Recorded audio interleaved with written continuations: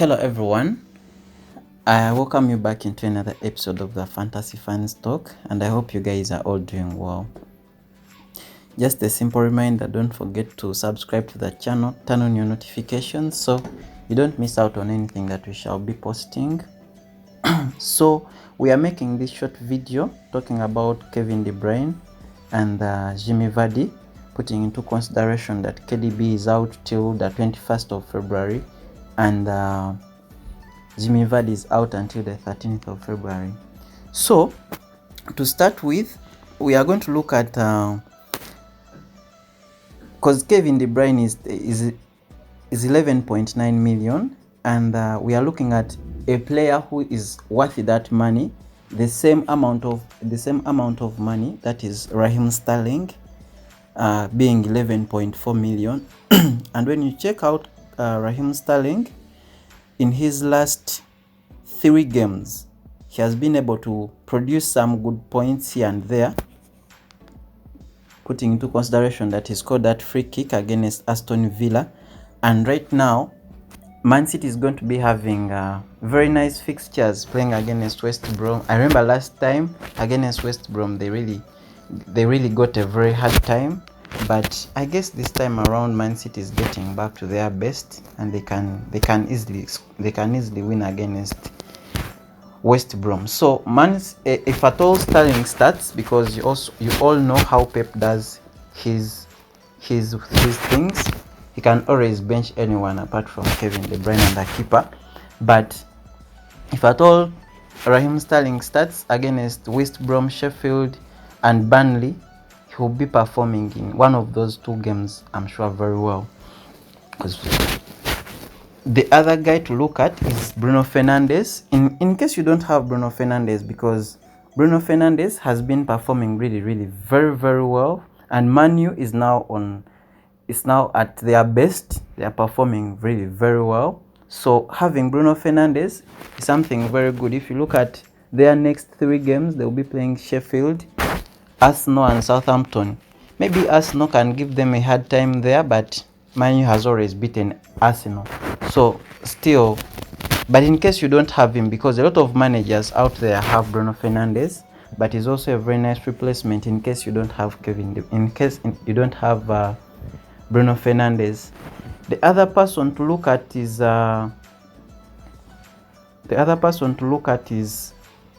Rashford.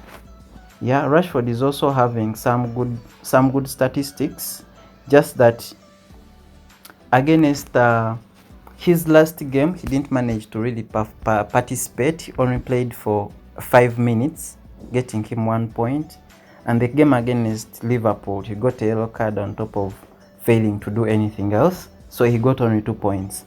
But when you look at against Burnley, he has 6 points, against Wolves 7, against Leicester 7. So Rashford could be a very good replacement also for guys above 9 million and above to replace Kevin De Bruyne. But if you're looking at guys who are 8 million and below, you can easily go for Maddison, because when you look at Leicester,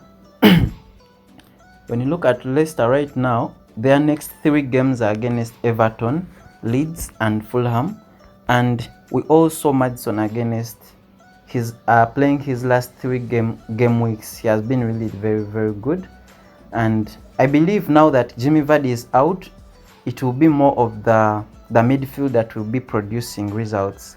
So having Maddison or Harvey Barnes would do very good for you, because they are actually cheaper.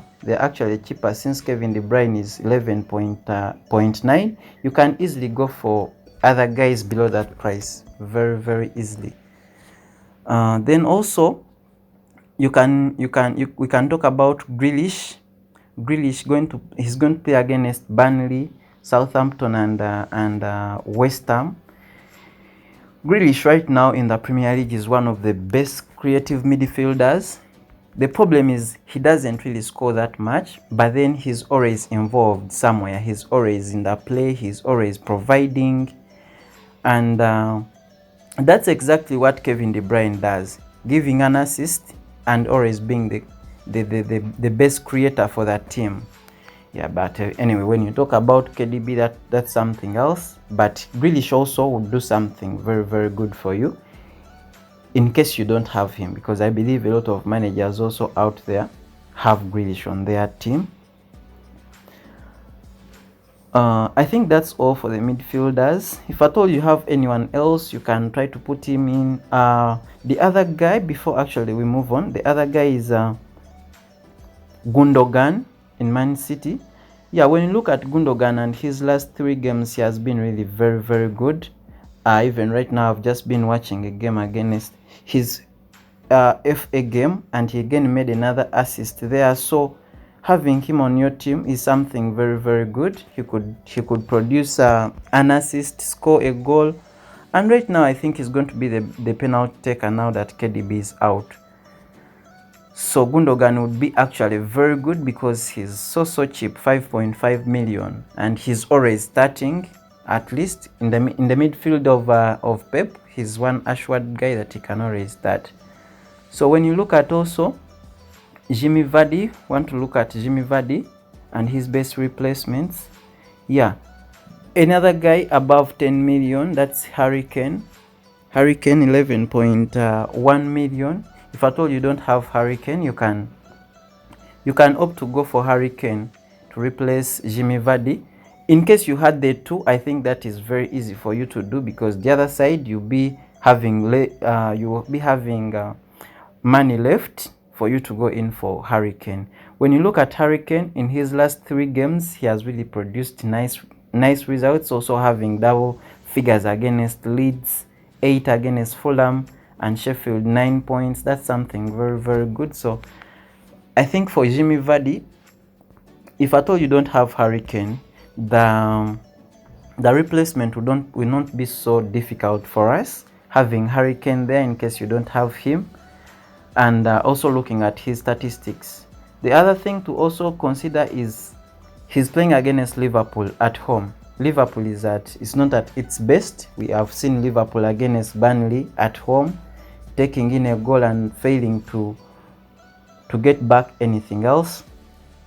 So Liverpool still can lose against Tottenham. Then the other team is Brighton. Actually, against Brighton, he can even be a very nice captain choice. Yeah, he has Chelsea, but at the end of that day, he can get us good points here and there.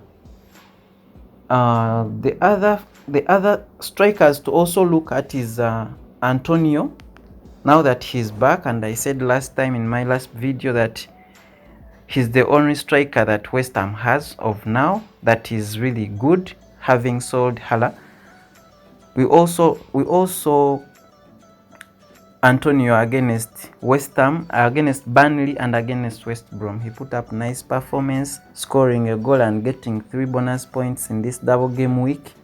Yeah, so having him would be very good. The other player I've seen today, I've seen Dan Ings playing today, meaning that he's back. Probably will be able to participate in the game against Arsenal. So in case you don't have him, you can easily go for Dan Ings. We've seen Dan Ings playing against Liverpool and he scored that only goal.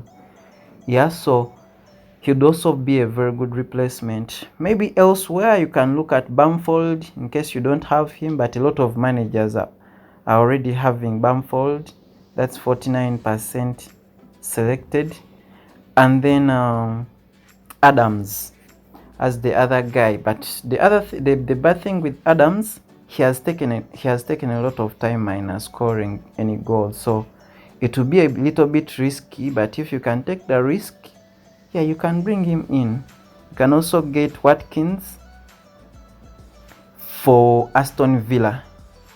You can also get in Watkins for Aston Villa, and he can add something on your points. So generally that's how we can do our replacements for Jimmy Vardy and Kevin De Bruyne now that they are out.